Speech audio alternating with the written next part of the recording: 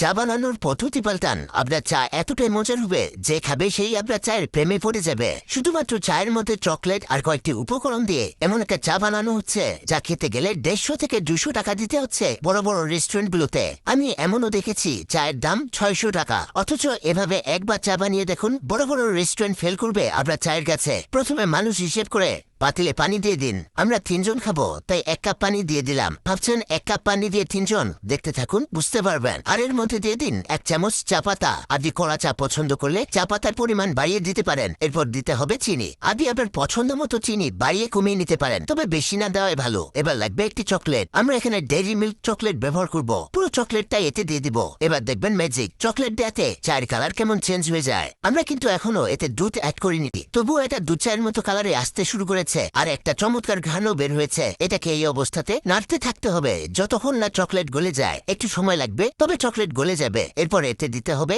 1 cup দুধ। এখন বুঝতে পারছেন কিভাবে চায়ের পরিমাণ বেড়ে যায়। এতে অনায়াসে 2 থেকে 3 জন সহজে খেতে পারবেন। এখানে 1 কাপ দুধ দিয়ে এটাকে 4 থেকে 5 মিনিট জাল করে নিতে হবে। আপনি চাইলে এতে মশলা অ্যাড করতে পারেন আর এই অবস্থাতে নাড়তে থাকবেন, এতে চায়ের ফ্লেভারটা আরো চমৎকার আসবে। আমি মশলা অ্যাড করছি না, ডিরেক্ট চকলেট চাটাই খেতে চাচ্ছি। এটা হতে হতে আমাদের চা অলমোস্ট হয়ে গেছে। এবার এটাকে ছাঁকে নিতে হবে। একবার চায়ের কালারটা দেখুন, কত চমৎকার হয়েছে। মনে হচ্ছে বিস্কুট ডুবিয়ে ডুবিয়ে তেল দিয়ে খাই। এমন চা চোখ বন্ধ করে খেলে আরো বেশি মজা লাগবে। এমন একটা ফিল পাবেন, আপনাকে সতেজ করে তুলবে। এমন চা আপনি 5 স্টার হোটেলগুলোতে পেয়ে যাবেন। আর অনেক দাম দিয়ে কিনে না খেয়ে একবার বাসায় ট্রাই করে দেখুন, আপনি এর প্রেমে পড়ে যাবেন।